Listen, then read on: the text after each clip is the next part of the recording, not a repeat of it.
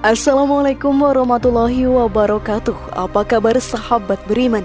Selamat datang di Magenta Islam. Setiap orang pasti tidak ingin terlilit hutang dalam hidupnya. Dengan melakukan hutang, diri kita akan merasa mempunyai beban yang lebih berat, karena melunasi hutang tersebut merupakan sebuah tanggung jawab kita. Setiap orang mempunyai alasan berbeda-beda. Ada yang memenuhi kebutuhan sehari-hari karena pendapatan kurang, dan ada juga yang ingin memenuhi hasrat berkaya saja. Tentunya hal tersebut tetap membuat kerugian untuk diri sendiri. Banyak orang yang akhirnya kesulitan untuk melunasi hutangnya. Berbagai macam alasan muncul untuk lari dari tanggung jawabnya. Tentunya hal ini bisa membuat orang yang tidak mau membayar hutang masuk ke dalam penjara. Tapi apakah dengan masuk ke dalam penjara hutang akan lunas, sahabat beriman? Lalu bagaimanakah hutang dalam ajaran Islam? Simak video ini sampai akhir ya, agar pemahaman kalian utuh dan tidak tersesat. Berikut di penjara karena hutang, maka hutang menjadi lunas. Inilah hukum Islam versi dari Magenta Islam.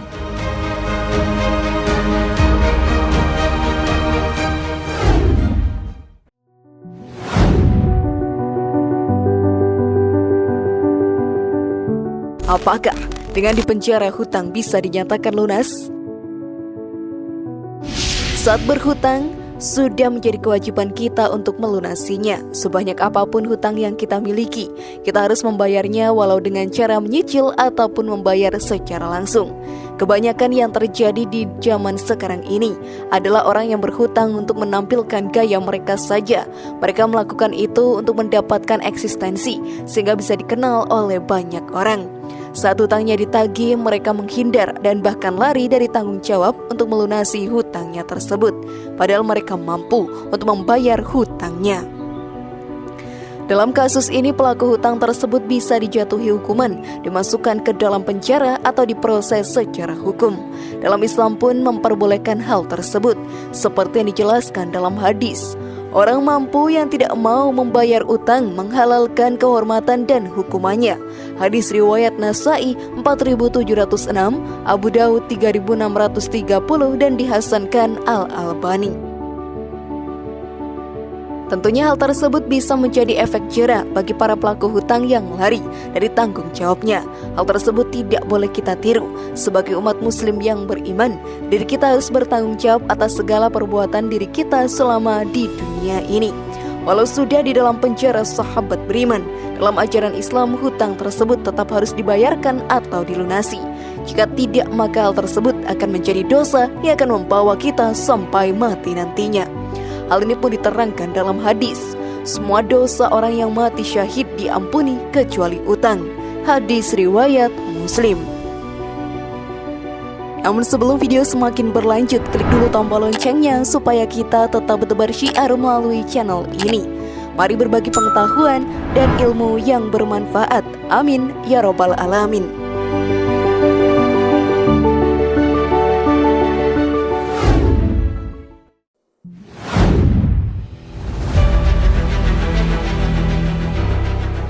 Hutang wajib untuk dilunasi. Hutang sudah seperti rantai yang bisa mengikat diri kita. Hidup ini akan terasa seperti terkekang dan punya beban tambahan jika belum melunasi hutang. Tentunya tanggung jawab pun bertambah. Kita bisa menghilangkan beban itu dengan melunasi hutang. Tentunya hal tersebut sudah menjadi kewajiban diri kita, karena hutang akan dibawa sampai ke akhirat. Jangan sampai dengan adanya hutang bisa menghambat diri kita untuk bisa masuk ke dalam surga Allah Ta'ala. Dalam ajaran Islam, melunasi hutang adalah suatu kebaikan yang amat besar. Seperti yang dijelaskan dalam hadis, sesungguhnya sebaik-baik kamu ialah yang sebaik-baiknya ketika membayar utang. Sepakat ahli hadis. Abu Hurairah radhiyallahu anhu berkata, Rasulullah SAW telah berutang hewan. Kemudian beliau bayar dengan hewan yang lebih besar dari hewan yang beliau utang itu. Dan Rasulullah SAW bersabda, orang yang paling baik di antara kamu ialah orang yang dapat membayar utangnya dengan yang lebih baik. Hadis riwayat Ahmad dan Tirmizi. Janganlah lari dari tanggung jawab melunasi hutang, sahabat beriman. Karena jika di dunia bisa menghindar, di akhirat nanti tetap saja hutang tersebut menjadi tanggung jawab kita semua. Karena di akhirat nanti, hutang akan menjadi dosa yang bisa membuat diri kita masuk ke dalam neraka dan mendapatkan siksaan yang amat pedihnya. Maka dari itu, lunasi hutangmu yang dimiliki agar bisa menjadi salah satu penghuni surga di akhirat nanti. Hidup di dunia pun bisa menjadi lebih tenang dan juga nyaman.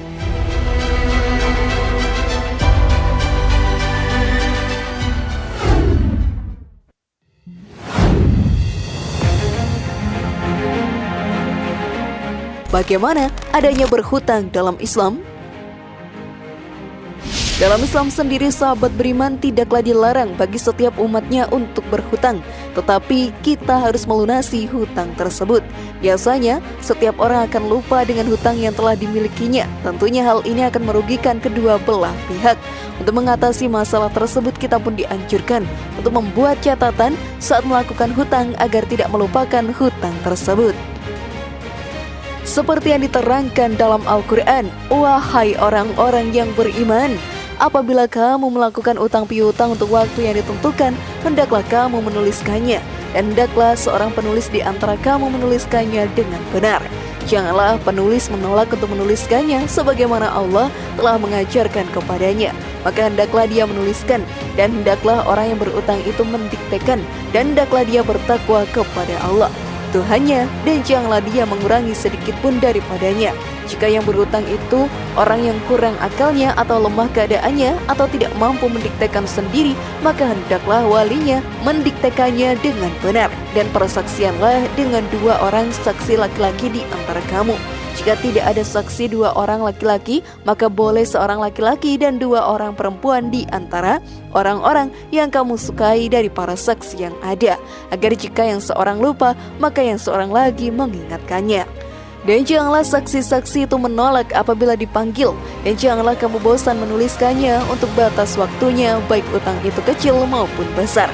Yang demikian itu lebih adil di sisi Allah, lebih dapat menguatkan kesaksian dan lebih mendekatkan kamu kepada ketidakraguan, kecuali jika hal itu merupakan perdagangan tunai yang kamu jalankan di antara kamu, maka tidak ada dosa bagi kamu jika kamu tidak menuliskannya. Dan ambillah saksi apabila kamu berjual beli, dan janganlah penulis dipersulit, dan begitu juga saksi. Jika kamu lakukan yang demikian, maka sungguh hal itu suatu kefasikan pada kamu. Dan bertakwalah kepada Allah, Allah memberikan pengajaran kepadamu, dan Allah Maha mengetahui segala sesuatu. Quran Surat Al-Baqarah ayat 282. Ayat tadi sudah sangat jelas adabnya dalam melakukan hutang dalam ajaran Islam. Sebagai umat muslim yang beriman, baiknya kita melaksanakan hal tersebut sesuai dengan tuntunan yang ada.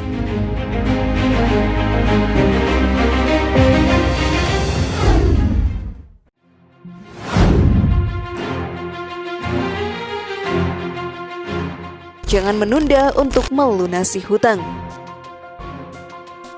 Banyak orang yang lari dari tanggung jawab untuk membayar hutang. Mereka memilih untuk menunda melunasi hutangnya dan meremehkan tanggung jawab tersebut.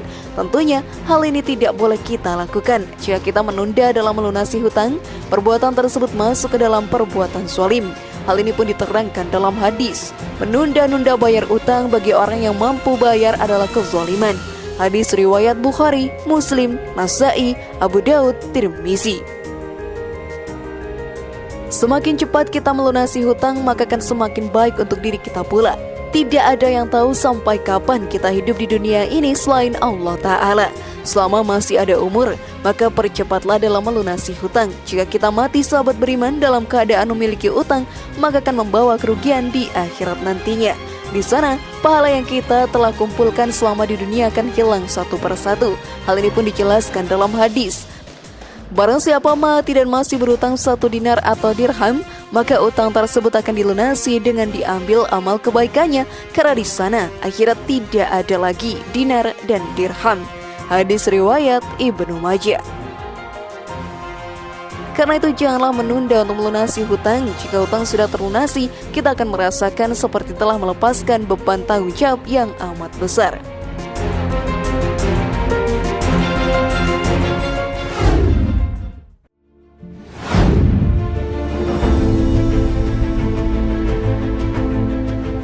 Bagaimana sahabat beriman? Masihkah mau kalian menunda membayar hutang sekarang?